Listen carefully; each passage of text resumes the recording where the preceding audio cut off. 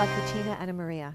I'm Anna Maria de Freitas, owner of the Harrison House Suites, Tucker House Inn, and Coho Restaurant in Friday Harbor, San Juan Island. Today, I have the pleasure of being in Pelindaba Lavender. Pelindaba is a premier grower of lavender plants, distiller of lavender oils, and producer of lavender products. So today I'm going to show you how to make a berry syrup using lavender. This would be a perfect syrup for snow cones, waffles, or pancakes. So I have some fresh blueberries here, and I'm going to put them in my pot. And then I'm going to start with some Culinary Lavender. Fields to my left, you'll see the Provence Culinary Lavender. Those have been harvested, so that's the green rose. And that's harvested early, usually when there's 1 to 2 flowers that appear on the plants. And this is the dried Culinary Lavender. And I'm going to put it in a mortar and pestle and just grind it.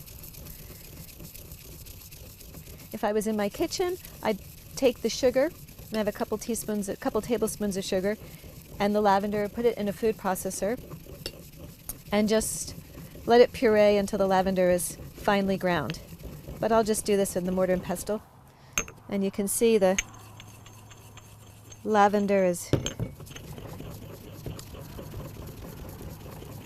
getting pretty pulverized. There'll just be a few more turns here. I could have also made a sugar syrup using lavender. Taken some sugar, some lavender buds, and then let the sugar dissolve, strain off the lavender buds, and then added that to my blueberries. So I'm going to put that in my blueberries. And then I have a 1/4 cup of water and some arrowroot. You can use cornstarch, any kind of thicker tapioca starch. And I like to dissolve this first so I don't have any lumps in my sauce. Okay, I'm going to add that to my blueberries and my sugar. And then a squeeze of fresh lemon juice.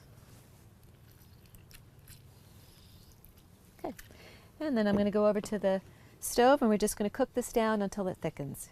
Okay, so I'm cooking the blueberries and my cornstarch, lavender, and sugar down, and you can see that everything is beginning to thicken and it's letting off a lovely scent of lavender.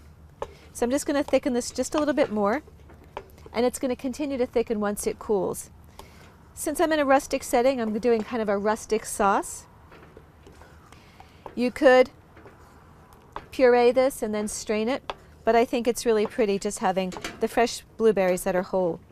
So we're going to turn this off, and then I'm just going to plate this so we can see what the final product looks like.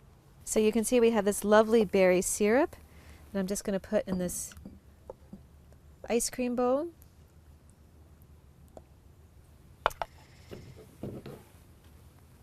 And it's ready for snow cones, pancakes, or waffles.